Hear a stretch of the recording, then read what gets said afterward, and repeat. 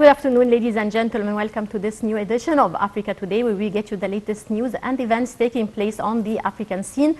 And we will start off with our major top stories and reports. And we start off with the Prime Minister, Mustafa Madbouli, said that Egypt's infrastructure and medical capabilities are ready to support the African vaccine manufacturing initiative. Egypt is currently manufacturing 2 million doses and also in talks to locally manufacture the British AstraZeneca as it seeks to become a manufacturing vaccine hub for Africa after meeting local needs. More details. Madbouli has expressed Egypt's keenness to secure the rollout of coronavirus vaccines across Africa, whether via its current efforts to locally produce vaccines or by participating in the African Union initiative to jointly manufacture vaccines. Addressing the African Union Bureau meeting on behalf of President Abdel Fattah el-Sisi, Madbouli said Egypt has reached a deal to produce COVID-19 vaccines locally and seeks to share the benefits of this deal with African countries. Egypt is currently manufacturing 2 million doses of the Chinese Sinovac vaccine through the production lines of the country's drug maker Vaxera as part of a wider deal with the Chinese company to produce a total of 40 million doses in Egypt by the end of 2021. Egypt is also in talks to locally manufacture the British AstraZeneca vaccine as it seeks to become a manufacturing vaccine hub for Africa after meeting local needs. Madbouli praised the Partnership for African Vaccine Manufacturing initiative launched by the AU in April, saying Egypt's infrastructure and medical capabilities are ready to support the initiative. The initiative, which was launched in April, comes as the rollout of COVID-19 vaccines across Africa in facing delays. Less than 2% of the 690 million COVID-19 vaccine doses administered globally have been in Africa, where most countries received vaccines only 5 weeks ago and in small quantities, according to a report released by the World Health Organization in April. Many African countries are relying on the global vaccine sharing scheme, COVAX, which provides free shots for developing nations, but there have been growing concerns that the rollout of vaccinations programs could be delayed over supply strategies.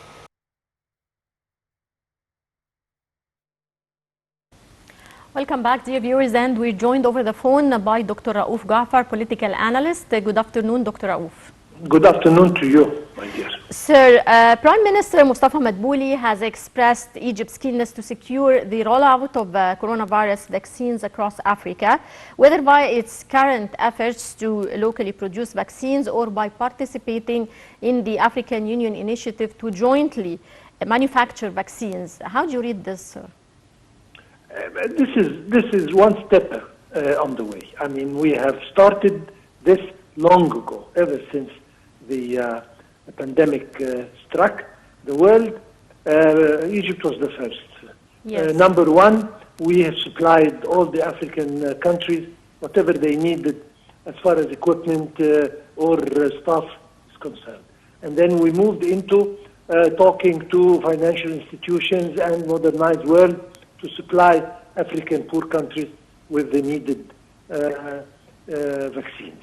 And then came the last step that Egypt did, making arrangements with the vaccine manufacturers, particularly in Asia, to manufacture vaccine locally in order to, number one, cover the needs for Egypt, number two, to make the vaccine available for all African countries.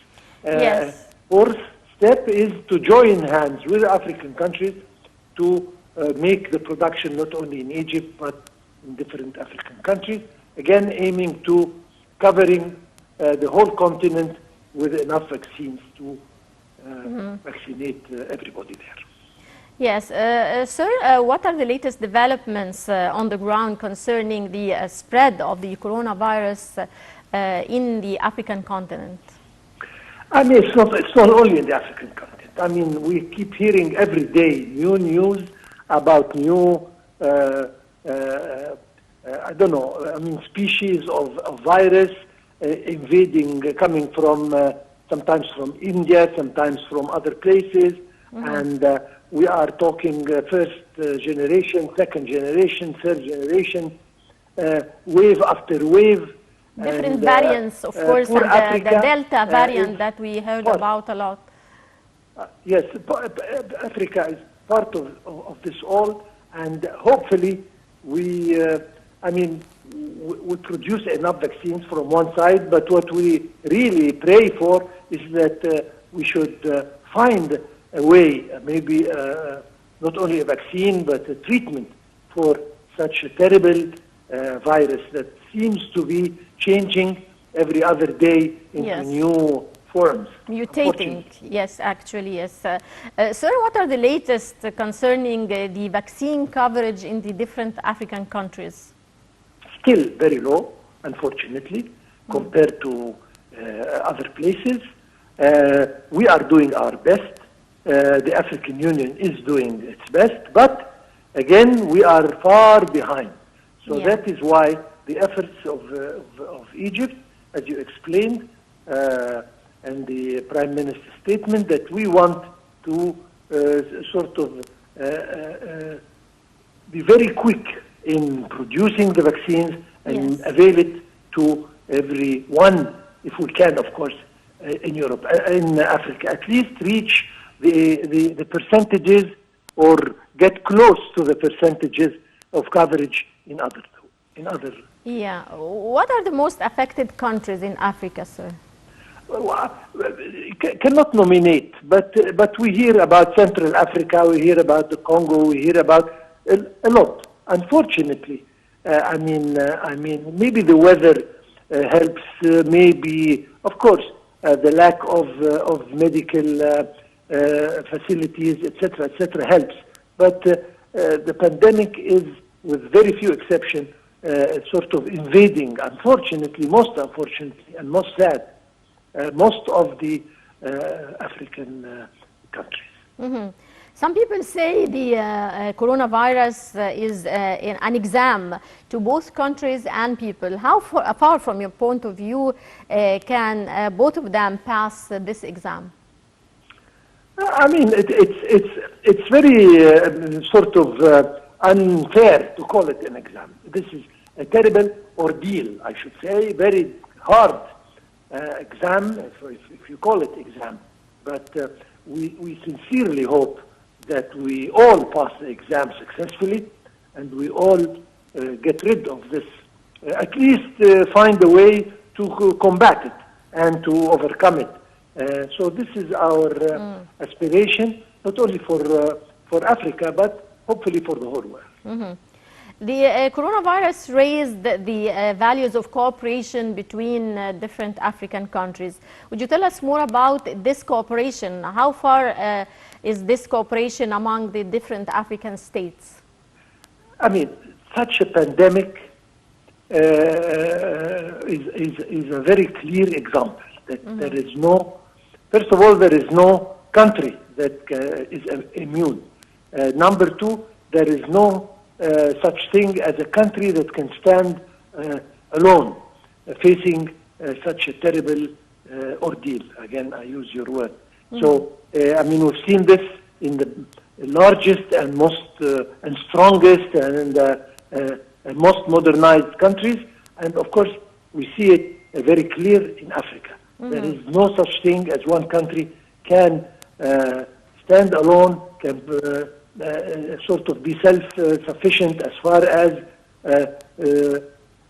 means and ways to fight and overcome this pandemic. So everybody needs everybody. So you have recourse to other countries, maybe for their experience, maybe for their wealth, maybe for their money, maybe for their vaccines, but you have to interact, you have to cooperate, and you have to join hands in order to be able to fight such a terrible ordeal. Mm-hmm. How far did it affect the economic status of the different African states?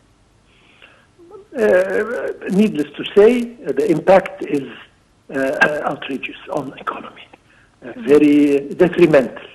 I mean, the pandemic itself has affected the movement of people between one country to the other, the movement of goods, the trade in general, has been affected negatively. As a matter of fact, very few countries have maintained their rate of development in the positive side, which means that there is recessions everywhere. Production is getting less and less, and of course this has an effect, a direct effect on the economy that is unfortunately suffering terribly, and losses are unimaginable. So that is why we are, of course, the health of citizens and people comes as a primary concern and importance. But again, the economy is something very important. That is why we can feel that countries are suffering. Unfortunately, some of them will keep on suffering as long as they have not treated they have not been successfully overcoming this pandemic. So it has a detrimental effect on the economy, and most of the world, let alone Africa, is suffering. And we're part of the world, we're the poorest part of the world, so our suffering is highest, unfortunately. Hopefully it gets better. Yes, we're looking forward to this, sir. We would like to thank you very much, Dr. Raouf Ghaffar, our political analyst. Many thanks for your insight. And dear viewers, now we go back to our special reports. Prime Minister Mustafa Madbouli said during a signing ceremony of the Memorandum of Understanding between Egypt and Sudan that President Abdel Fattah el-Sisi always directs to completely cooperate with Sudan. We have more details on this report. Africa is facing a vicious coronavirus resurgence with unprecedented hospital admissions and fatalities pushing health facilities to the brink. This as the continent falls far behind in the global vaccination drive. According to a tally with just under 5.3 million reported cases and around 139,000 deaths among its nearly 1.3 billion people, Africa is still the world's least affected continent after Oceania. So far, African nations have been spared disasters comparable to Brazil or India. However, the pandemic is resurging at an alarming rate in at least 12 countries, with continental cases expected to hit a record peak in around 3 weeks. The World Health Organization Africa Director warned the third wave was picking up speed, spreading faster, hitting harder, and that the latest surge threatens to be Africa's worst yet. Africa Centers for Disease Control and Prevention Director described the third wave as extremely brutal and very devastating. Liberia's president has warned the wave is far more alarming than a year ago as hospitals overflow in his country. According to the WHO, the Delta variant first detected in India has so far been reported in 14 African countries, making up the bulk of new cases in the Democratic Republic of Congo and Uganda. المعلومات والاستفسار عن الفيروس.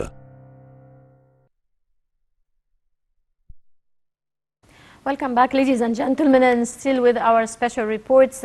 Secretary General of the African Continental Free Trade Agreement, AfCFTA, Wamkil Amin, underlined in IPA's Africa Forum 1 that the absence of a legal framework caused the absence of intra-African structure and infrastructure, and as consequence, the rates of intra-African trade is very low. We have more details in this report. A UN official warned that the famine ravaging Madagascar, the first country to experience such conditions due to climate change, is forcing people to eat locusts, cactus fruits, leaves and even mud, and some are on the verge of starvation. The current situation, brought on by years of persistent drought, prompted World Food Programme Executive Director David Beasley, who recently visited the country, to say it was akin to something you see in a horror movie. The WFP's Regional Director of Southern Africa, Lola Castro, who accompanied Beasley to Madagascar, called the crisis very dramatic in a video interview with journalists at UN headquarters in New York, warning the worst is about to come. The WFP says Madagascar, off the southeast coast of Africa, is the first country in the world that is experiencing famine-like conditions as a result of the climate crisis. The situation is most dire in southern Madagascar. More than a month ago, the United Nations warned that more than 1 million people people in the south were facing acute food insecurity.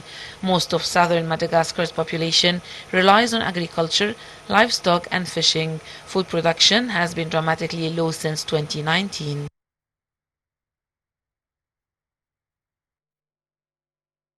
Welcome back, dear viewers, and that was a report on famine ravaging Madagascar, and the first country to experience such conditions due to climate change.